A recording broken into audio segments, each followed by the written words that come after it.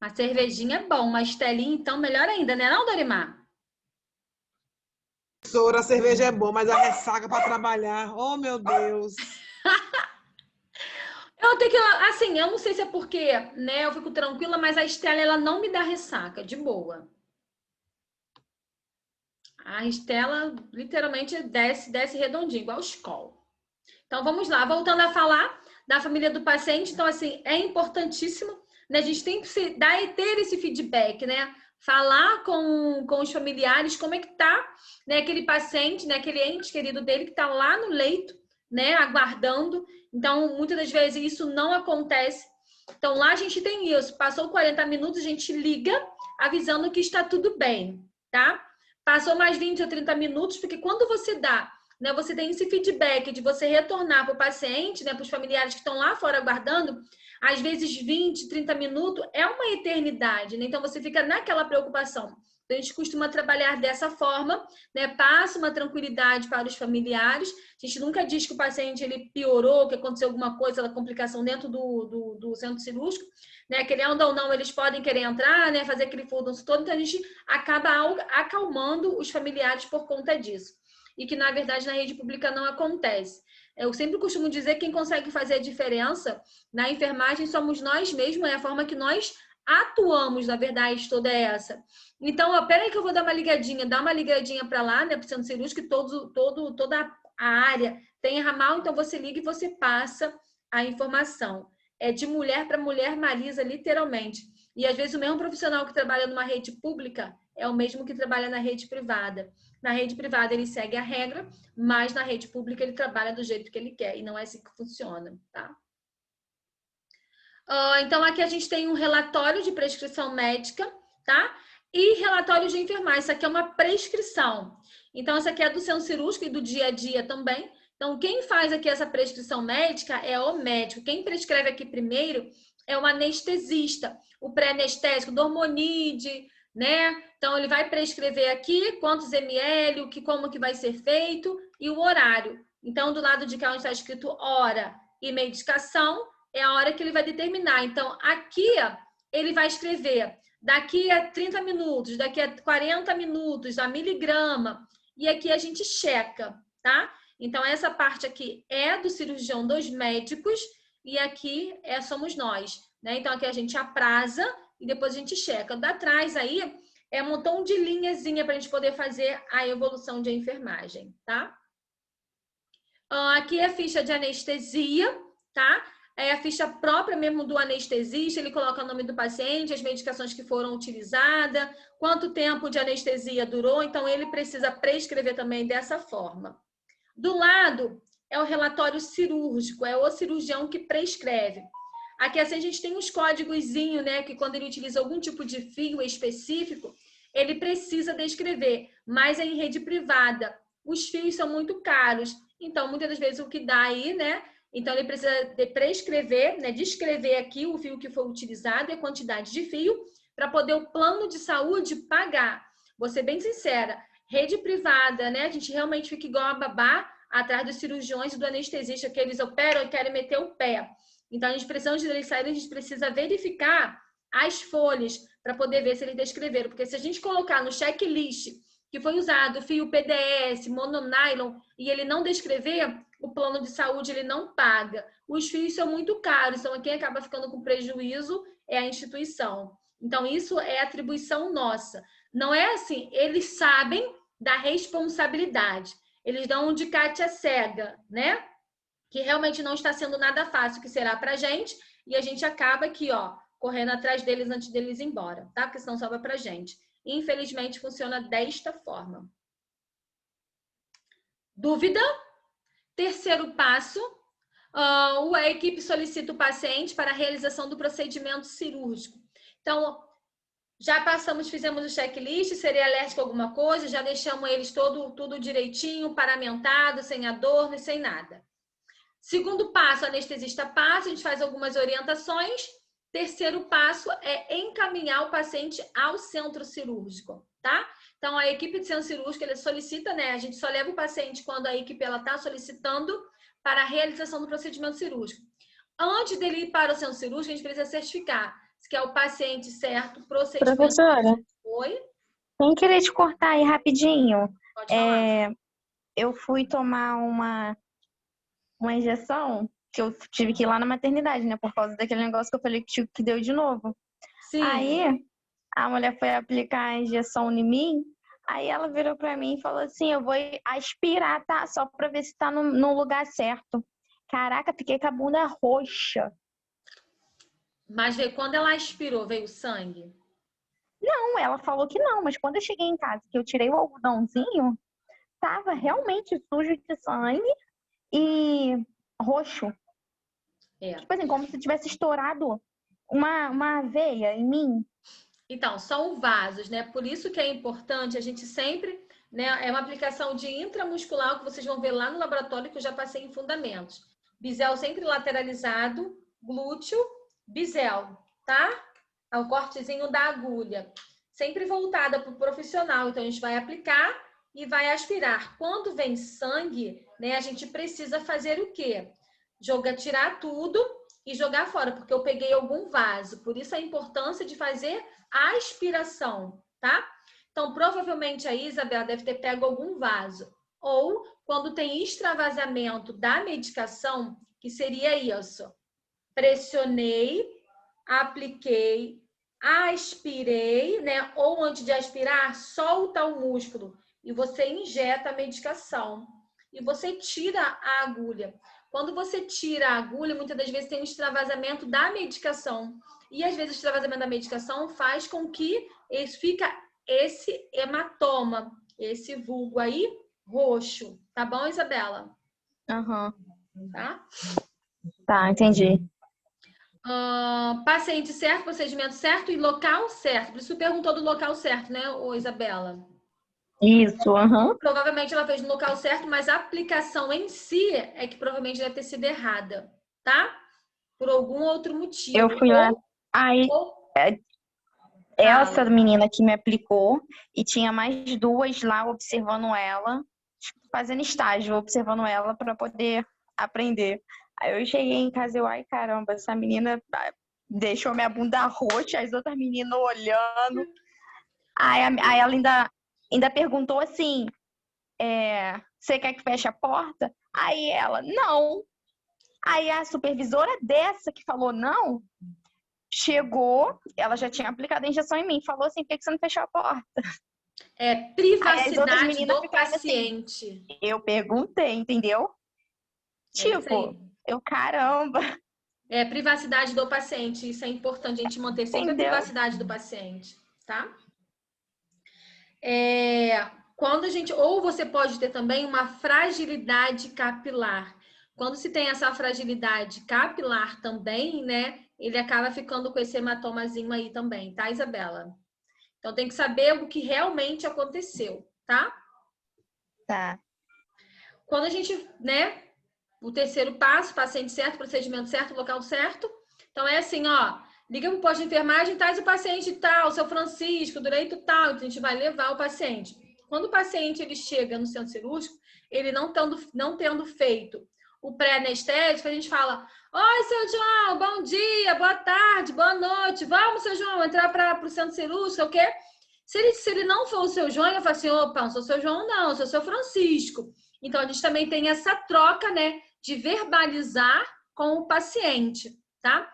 Uma vez que ele fez um pré-anestésico, já se torna um pouco mais difícil. Mas um dos meios para eu poder me certificar que realmente é o paciente certo, que tipo de meio é esse? Alguém sabe? O que vai para... A ficha dele lá, né?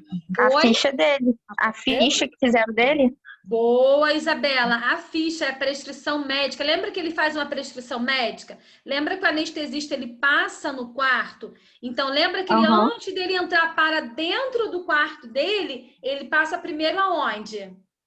No paciente, para prescrever. Não.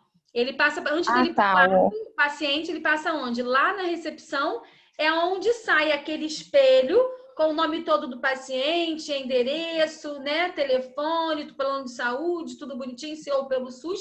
Até no hospital público, o paciente ele também tem esse espelho, ele também tem o prontuário. Então, eu vou me certificar através do prontuário. Fora que o paciente tem uma outra coisa que a gente vai identificar. O que que é?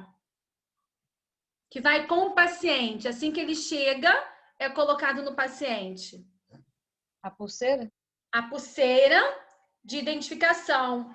Pulseira, prontuário, paciente sonolento, porque ele tá com o quê? Com pré-anestésico. Então, assim, a gente tem que certificar sempre para poder não levar o erro, não operar o paciente errado, não operar, né, o membro errado. Por isso que a gente sempre faz a demarcação. Quando o cirurgião ele vai no leito, né, lá no quarto, antes de ele realizar o procedimento cirúrgico, ele vai lá e vai demarcar, né? O paciente ele está bem acordado, não fez nenhum pré-anestésico, então ele vai marcar aonde é que ele vai realizar o procedimento cirúrgico, para justamente na hora do procedimento cirúrgico não ter esse erro, tá ok? Quem não já viu, né? O paciente ele vai operar a perna direita e sai com a esquerda operada, né? A gente vê aí, né? Agora tem que ter uma diminuída, mas a gente vê bastante na televisão sobre esse procedimento, tá?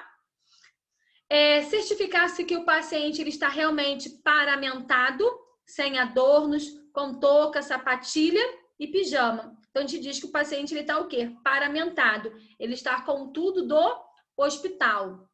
Se assinou o termo de responsabilidade, né? Ou o termo de responsabilidade é a mesma coisa. Demarcar o local que será realizado o procedimento e certificar-se que realmente continua em jejum.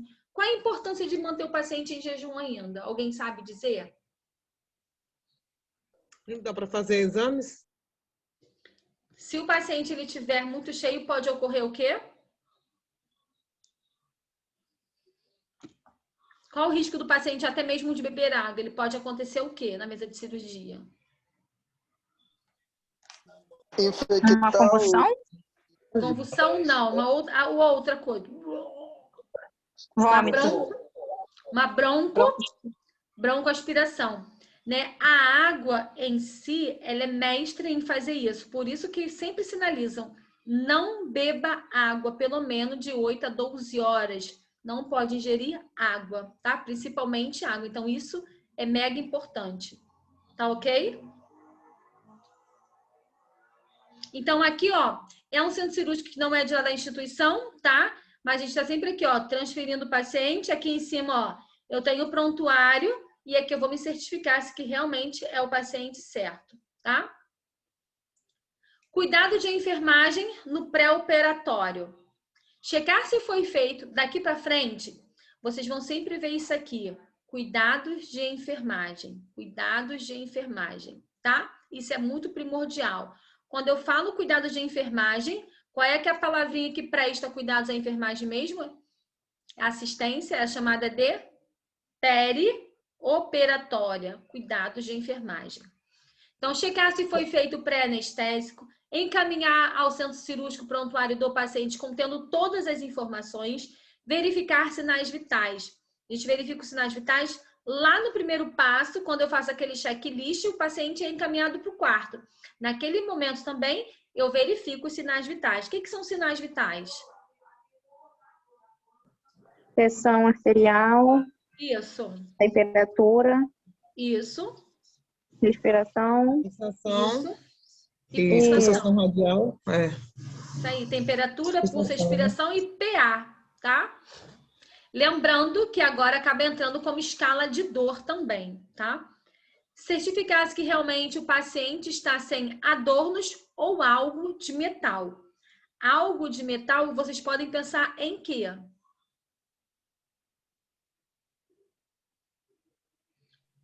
Aquele negócio no dente. Sei lá. É o quê, Isa? Pode Aquele falar. negócio que bota no dente. É esse negócio aí mesmo. Aparelho é uma das, né? Aquele anelzinho. Mas o que é mais importante mesmo pra gente é quando ele coloca aqueles pinos. Não tem quando o paciente ele quebra, fratura e ele fica com aquele pino para poder juntar o osso e aquele pino ele fica lá dentro. Então, dentro do centro cirúrgico é utilizada uma placa de bisturi, que eu já falei sobre ela. Para que serve a placa de bisturi mesmo? Alguém sabe? Isso mesmo, um de cada Não. vez, não precisa embrigar, né? Para poder fazer a coagulação, né? Ele vai cauterizar aonde tem aquele extravasamento de sangue e ele é ligado à energia. Então, se o paciente ele tem uma placa, né, de metal ali dentro, a probabilidade daquele paciente levar choque é muito. Então, por isso que a importância, né, de verificar se o paciente tem algo de metal. Quando isso não acontece, a gente tem uma outra medicação que a gente pode estar utilizando para poder diminuir aí o sangramento, para poder fazer a coagulação, tá? Conseguiram entender? Ô, professora, só repete aí, por gentileza, com relação à água. Nunca oferecer água ao paciente porque causa bronquio, o quê? Broncoaspiração.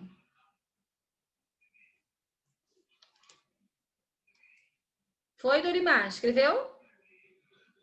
Sim, professora. Broncoaspiração. Broncoaspiração. Intraoperatório ou transoperatório. Compreende do momento em que o paciente é recebido no centro cirúrgico até ele ser encaminhado para a recuperação pós-anestésica. É conhecido como RPA, recuperação pós-anestésica. Ou seja, do início do processo anestésico até a sua reversão. Então, intraoperatório ou transoperatório é desde quando o paciente ele é recebido do centro cirúrgico até a sua reversão, né, relacionada aí ao processo anestésico. É onde o paciente ele fica lá na salinha de RPA. Intervenções de enfermagem para intraoperatório ou para transoperatório. Encaminhar o paciente à sua respectiva sala de cirurgia. Colocar o paciente na mesa cirúrgica confortavelmente e seguro. Monitorar o paciente. Quem pode dizer o que seria essa monitorização? Vamos participar da aula. Vocês estão muito quietinhos. Daqui a pouco vai dar sono, só a professora fala. Vamos embora, vamos agitar esse negócio aqui. Arrasta pra cima, gente. Acordem, vamos embora. Nayara, acorda. Monitorar os sinais vitais, professora? Isso. Que tipo de aparelhos são colocados no paciente, Nayara? Aquele que faz o bipzinho, esqueci o nome. Ai, esqueci. Oxímetro. Também para isso daí, o oxímetro, para poder verificar o Oxímetro. batimento, né? Mais o que, Isa? O eletro, né? Os eletrodos. Aquele que a gente coloca, o monitor cardíaco. Lembram? O monitor cardíaco. Aparelho de pressão, então eu preciso monitorar esse paciente. Então eu preciso saber se quando ele está realizando o procedimento cirúrgico, como é que esse paciente ele está, né, ele reagindo, né? Então esse paciente ele é monitorado, tá? Monitorar o paciente, manter o paciente aquecido, porque centro cirúrgico ou até mesmo no seu pós-operatório aí, esse paciente sente muito frio, então eu preciso aquecer esse paciente.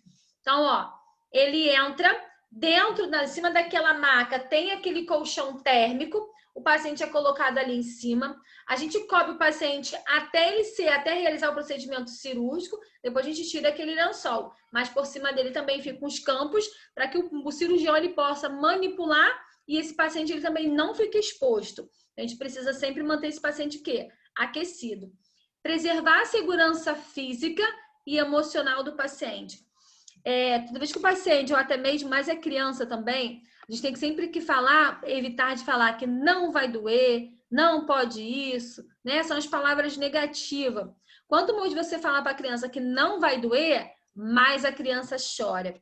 Então, a gente pegou um macetezinho de quando a criança ela vai para o centro cirúrgico, a gente tem um montão de brinquedinho que fica lá dentro mesmo, tá? Bolinha colorida, brinquedinho para poder chamar a atenção. Como aqui tem aqueles focos grandão e acende uma luz, a gente fala que eles irão conhecer uma nave e que precisa ver essa luz dessa nave, obviamente que eles acreditam, né?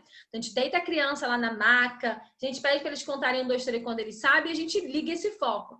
Fora que esse monitor, né, quando o paciente é monitorado com o monitor cardíaco, são 5 medalhinhas que é colocada, né, aí no peito do paciente. Então a gente diz que ele vai ganhar um montão de medalha. Só que para ele ganhar esse montão de medalha, ele precisa estourar uma bola, né? Que muitas das vezes a anestesia deles são inalatórias.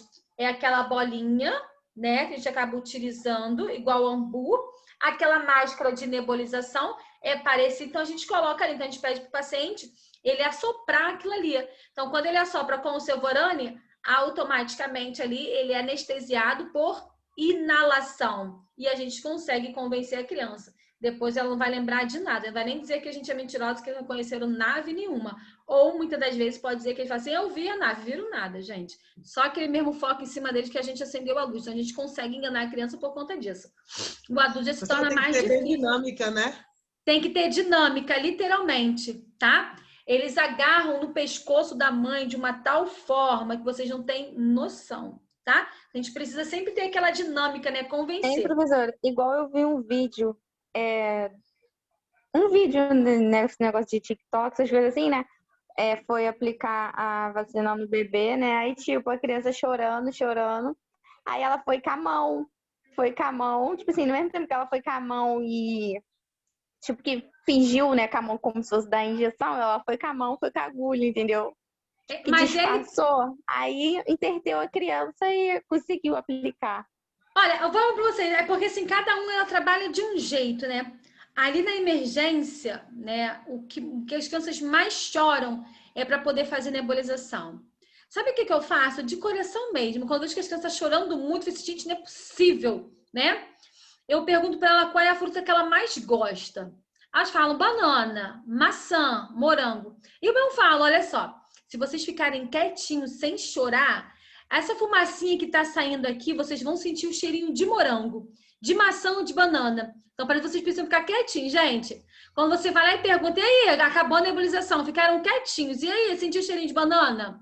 Sentiram. Sentiram nada, né? Porque não tem cheiro de banana, não tem cheiro de nada, né? Mas é medicação mesmo. Mas tudo é um jogo de cintura, né? Tudo é a forma, né? A fala. Muitas das vezes a criança, ela tem trauma porque a mãe faz nebulização em casa segurando com tanta força e ela acha que no hospital vai fazer a mesma coisa. Já temos aí, né, o branco em si, que eles já têm medo. Então, eles vão conhecer o caminho. Pô, esse aqui é o caminho que eu fiz para poder tomar a injeção. Então, eu sei que aqui eu vou vir, então vai doer, vão me machucar. Querendo ou não, a medicação intramuscular, eles vão associar que é machucar. A única coisa que eu falo para vocês, gente, que eu não aceito, é que tem mães que falam que a gente é bruxa. Eu mesmo falo do fundo do meu coração, pela felicidade do meu filho. Bruxa não. A bruxa, ela não cuida, a bruxa, ela faz maldade. Então, aqui nós somos anjos, aqui a titia vai cuidar de você. Falo mesmo. Na frente da mãe, tá? Tenho medo não, porque eu não sou bruxa, tá? Falo de verdade. Então, é tudo um jeito, é a forma que você vai falar com... Falo mesmo.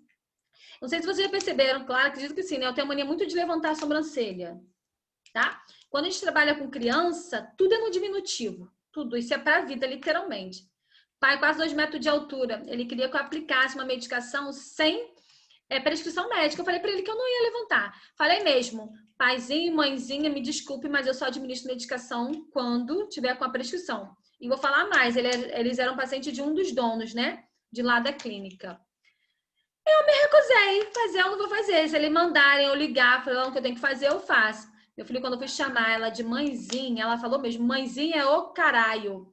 Eu, nossa, aí o pai tá pensando, não adianta você levantar essa sobrancelha não, que eu não tenho medo não, mas eu não tô levantando a sobrancelha. E eu assim, com a sobrancelha levantada. Desse jeito, mas... eu faço. Ai, caramba! Sério mesmo. Sério, faço não. Sabe por quê, gente? A gente precisa ter certeza daquilo que a gente está fazendo. E assim, para vocês tirarem um corém de vocês, só vocês sabem o que vocês estão passando. Para eu tirar o meu corém, só Deus sabe o que eu passei, né? Então, chegar um e falar que eu tenho que fazer e eu sei o que eu não tenho que fazer, não adianta que eu não faço. Não há cristão que me faça. Se o pediatra me ligar falando, me dar o CRM dele, né? E mandar, aí sim eu tenho respaldo, né? Porque depois palavras o vento leva. Depois aí ele vai falar assim, ele pai falou que eu disse, que não disse, que não sei o quê, ó. Caminho da rua, então eu tô fora, eu preciso preservar, até mesmo pelo meu corém. Então isso é pra vida. Então, na dúvida, não faça. Se pai falar que alguém mandou, também não façam. Façam apenas com prescrição médica. Fora isso, não façam. De boa mesmo. E eu falo mesmo, então tudo é a dinâmica, é a forma que você vai conquistar a criança. O adulto, ele já entende mais, né? Como é que eu vou levar o paciente para o centro cirúrgico? Eu falo assim, vem cá, senhor, vamos conhecer a nave. Não tem graça, né? Mas ele já entende mais. Então, a criança realmente é todo um processo. Fora que você não tem que convencer só a criança. Tem que convencer a criança, a mãe, o pai, a avó, o periquito, a madrinha, a tia, e por aí vai. É literalmente isso, tá? Se você xoxar com uma, meu amor, senta e chora, porque o negócio é brabo, tá? Brabeira mesmo. Mas eu praticamente consigo convencer que essa minha maluquice, né? Mas tem uns que não adianta não. Tem uns que literalmente são carne de pescoço, literalmente. Mas eu levo comigo, né? Jesus agradou, quem dirá? E eu aqui. Mas segue, tá? Isso é pra vida. Preservar a segurança física do paciente e emocional do paciente. Não chore, não vai doer, né? Palavras assim não adianta, tá? Aqui a gente está certificando, né? Se é o qual o paciente certo, para aqui para só uma foto mesmo que eu peguei da internet. E aqui eu estou certificando. Claro, ele não fez aí um pré-anestésico, então ele consegue verbalizar, né? É seu João? Não, é seu João. Não, é seu Francisco. Então aqui ele confirma comigo, tá? Foi? Foi. Recuperação pós-anestésica, ela é conhecida como RPA. É a continuidade da fase é a continuidade da fase intraoperatória para a fase pós-operatória, imediata. Quando eu falo que meu pós-operatório é imediato, vai até quantas horas mesmo que eu esqueci? 48? É uma pergunta, uma afirmativa, Isa? 24 a 48? Até 48 horas, tá? O paciente pode estar em casa ou não, mas pós-operatório imediato sempre será o quê? Até 48 horas. Onde o circulante, junto com a equipe cirúrgica, elaborará um plano de cuidado para o paciente na sala de RPA. Vamos lá. É assim, ó. Sala cirúrgica, uma salinha que eu já mostrei para vocês de RPA. Ele realizou a cirurgia, ele não vai direto para o quarto. Ele vai ali para aquela salinha de RPA. Naquela salinha de RPA, esse paciente fica quantos minutos ali? Alguém 40 sabe? minutos. Quanto? 40 minutos. Menos. 40 minutos. Menos. 30 minutos. Ele fica ali 30 minutos para quê? Para verificar se não vai haver nenhuma complicação. Boa, Isa. Então, ó, o paciente ele fica ali na salinha de RPA durante 30 minutos para poder saber se ele não vai fazer nenhum tipo de complicação. Lembrando que se ele sai direto do centro cirúrgico e vai direto para o quarto, não tem como a gente, né, ter uma ação ali imediata. Já na salinha de RPA que fica dentro do centro cirúrgico, aí sim, aí eu tenho ali uma resposta, né, que eu posso estar fazendo. Fora que, ou seja, é usado para reconhecer sinais vitais, prever e prevenir as possíveis complicações, né, no pós-anestésico. Se eu não fico monitorando ele ali dentro da minha salinha de RPA e ele foi para o quarto, não tem como, que é assim, ó, paciente saiu, técnico de enfermagem, equipe de enfermagem, leva ele para o leito. A gente fica no leito o tempo todo? Não. A gente só vai poder fazer alguma medicação, quando tem alguma complicação. Fora isso, a gente vai para os outros atendimentos. A gente não fica ali 12 horas dentro de um leito. A gente fica no posto de enfermagem. Então, quando esse paciente ele está ali na salinha, quando ele está dentro do quarto, não tem como eu prever e prevenir as possíveis complicações. Já na salinha de RPA, eu estou dentro do centro cirúrgico. Então, dentro do próprio centro cirúrgico, ali eu consigo ver, através de sinais vitais, prever e prevenir as possíveis complicações. Que tipo de complicações é essa que meu paciente pode ter? Quem sabe dizer? Qualquer tipo de complicação. O paciente está complicando. O que seria uma complicação? Uma parada cardíaca. Uma parada cardíaca, falta de oxigênio, né? Então, quando eu vejo que meu paciente está ficando cianótico, eu percebo que a perfusão dele está inadequada, opa, está faltando oxigênio, então eu preciso ofertar oxigênio para esse paciente. Fora que quando ele está lá na salinha de RPA, ele também fica monitorizado. Então, automaticamente, eu consigo visualizar o quê? Hemodinamicamente, o estado desse paciente. Então, com isso, eu posso o quê? Prevenir as possíveis o quê? Complicações que esse paciente pode ter. Ou riscos inerentes, né? Aquilo que pode acontecer com o paciente. Foi? Alguma dúvida? Sim, não, talvez? Quais são esses cuidados? Tipo de cirurgia realizada em qualquer complicações intraoperatória. Tipo de anestesia, como geral, local e sedação. Drenos e tipos de curativos. Alguém sabe o que é drenos? Digam que sim. Que tira o líquido, né, professor? Isso, né? Lá em assistência a paciente grave, vocês passaram por dreno de tórax, lembra? Quando falava de dreno de tórax.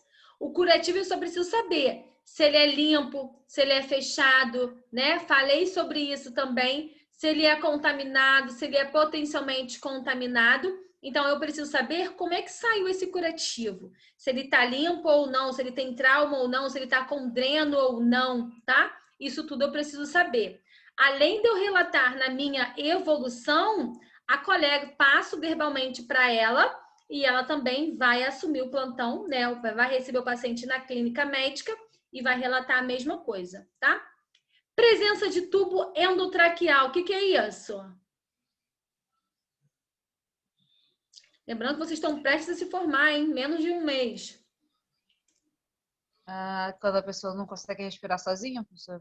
Isso, ele tá aqui através daquele tubo, né? Tubo endotraqueal ou tubo orotraqueal. É a mesma coisa, ou através mesmo de traqueostomia. O paciente ele não consegue fazer a troca gasosa sozinha, ele precisa de um aporte ventilatório, é utilizado como ventilação mecânica, aonde é realizado a hematose mesmo.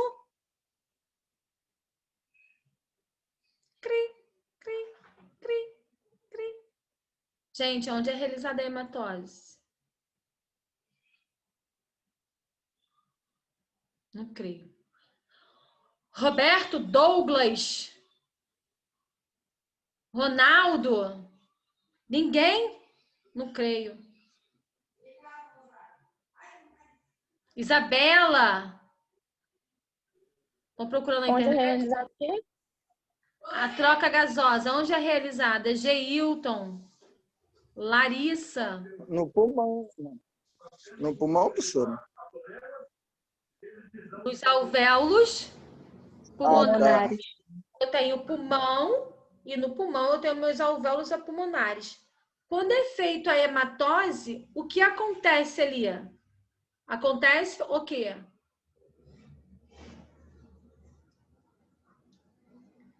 Gente, a formatura é logo ali, ó. Pulmão? Oi? É o sangue no pulmão? A troca gasosa é realizada nos meus alvéolos pulmonares. Sangue deixa de ser o quê e passa a ser o quê? Deixa de ter o gás Sim. carbônico, né? E aí ele passa a ser rico em oxigênio. Graças a Deus. Graças a Deus, é exatamente isso. Então, quando os alvéolos pulmonares, né, onde eu tenho a pequena e grande circulação, não consegue fazer essa troca gasosa dos alvéolos pulmonares, né, o paciente ele não consegue fazer essa inspiração e essa expiração, ele entra aí em ventilação mecânica, que ele pode estar aí com a presença de quê? De tubo orotraqueal ou endotraqueal, ou até mesmo que uma traqueostomia. Ele não consegue respirar sozinho. É um tipo de oxigênio a ser administrado no meu paciente. Então, vamos lá, mais uma pergunta. Que tipo de ventilação mecânica eu tenho? São duas. Vou mudar a pergunta, vou facilitar a vocês. Nós temos duas formas de ofertar oxigênio para o meu paciente. Quais são essas duas formas? Que são utilizadas materiais. Tem a máscara, né, professora? A nebulização? Isso. A máscara, ela é classificada como o quê? Invasiva ou não invasiva? Não invasiva. Não invasiva por quê? porque ela não faz nenhuma perfuração. Isso aí. A não invasiva é através de máscara e a invasiva é através de tubo endo ou orotraqueal ou até mesmo através de traqueostomia. Gente, vocês se orientem. Vocês estão se formando, vocês estão com o pé na formatura, tá? Tipo de infusão. O que é isso? Tipo de vias para infusão. Nosso tempo ele vai acabar e a gente vai dar um intervalozinho de 10 minutinhos e depois a gente retorna, tá bom? O que é isso? Tipo de via de infusão. Eu quero infundir alguma coisa no meu paciente. Através de quê? D1? Via oral. Não, Isa. Ó, através de acesso venoso periférico e a localização. Então, eu fiz um acesso venoso periférico, qual é a localização? No meu dorso. Eu fiz uma punção venosa, aonde é a localização? Na minha braquial, na minha jugular. Isso é a forma que eu estou ofertando aí as medicações ou até mesmo o soro para o meu paciente.